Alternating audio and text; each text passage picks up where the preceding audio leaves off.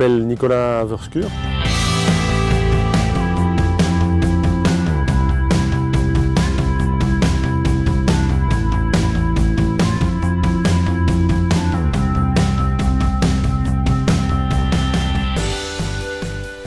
Cette vocation pour l'agronomie, ça a été une passion qui est née très tôt, quand j'avais 10-12 ans, que j'ai eu l'occasion de travailler dans des exploitations agricoles. J'ai vite compris que je voulais devenir agriculteur. J'ai commencé par travailler comme ouvrier agricole. J'ai rapidement trouvé un travail comme responsable d'une exploitation en France. Ça m'a permis de mettre un pied à l'extérieur de la Belgique, ce qui m'a fait du bien. Tout de suite, ça m'a donné le goût d'élargir un peu mes horizons et je suis parti ensuite en Pologne sur une exploitation beaucoup plus grande qui faisait 2-3 000 hectares. L'expérience suivante s'est passée en Afrique, donc 5 ans dans une exploitation agricole qui produisait de la canne à sucre. C'est une expérience qui m'a transformé parce qu'au niveau social, au niveau politique, c'est des pays qui sont complètement différents. Au niveau de la taille aussi, c'est une exploitation qui faisait 12 000 hectares. Et au niveau des défis agronomiques, parce que l'exploitation de canne à sucre est assez agressive au niveau environnemental. Et c'est là que j'ai également pu mettre en place des techniques qui étaient plus respectueuses de l'environnement et dans lesquelles on a essayé de démontrer rapidement le retour sur investissement de techniques plus écologiques.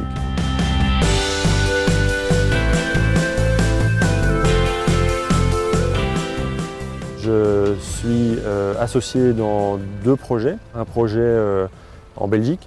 Nous faisons de la gestion de terres agricoles et également de l'entreprise agricole. Donc on fait de la prestation de services pour les agriculteurs de la région, dans le Brabant wallon.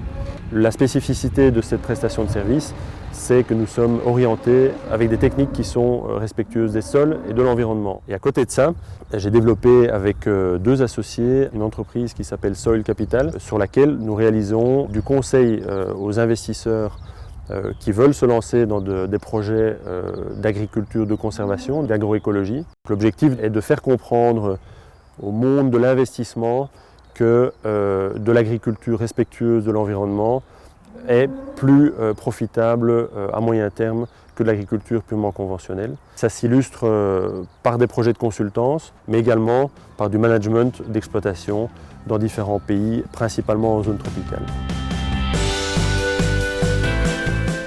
Lors de mes études de bio-ingénieur, j'ai choisi la spécialité agro-générale. Donc j'étais au départ destiné à faire de l'agriculture en Europe.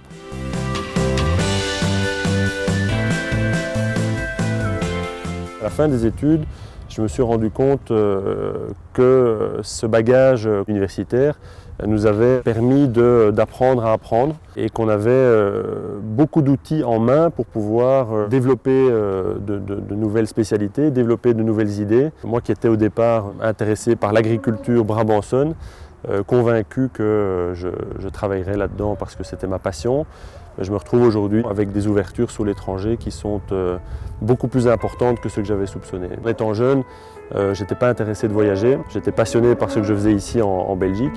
Et je me suis rendu compte, grâce aux études, qu'il existait beaucoup d'autres formes passionnantes d'agriculture dans le monde. Et voilà, c'est là-dedans que je me retrouve aujourd'hui.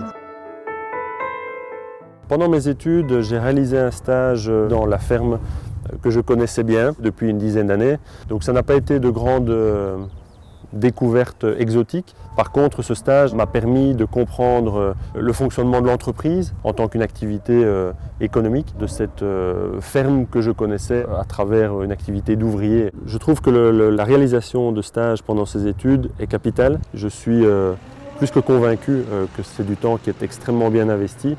J'incite les jeunes agronomes à en faire plus pour approcher ce qu'on apprend à l'université de manière plus pratique.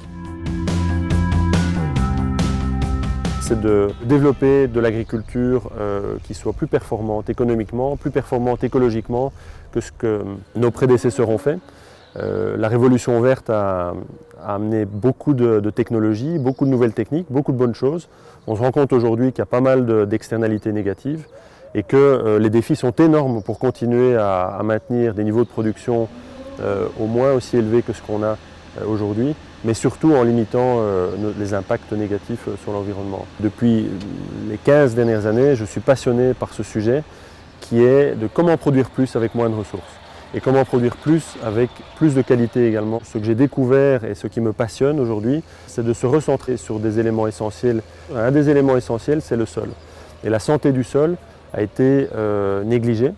Et c'est vraiment un dénominateur commun dans tous les projets qu'on a aujourd'hui, en Belgique ou à l'étranger, c'est d'essayer de faire fonctionner le système sol, l'agro-écosystème, de manière beaucoup plus optimale. Et pour ça, on a besoin de matières grises, on a besoin de gens qui ont la capacité de se passionner, qui ont la capacité de réfléchir, d'étudier ces phénomènes naturels qu'on connaît encore mal, qu'on doit exploiter en agriculture moderne pour arriver aux objectifs de production, de qualité, de respect de l'environnement.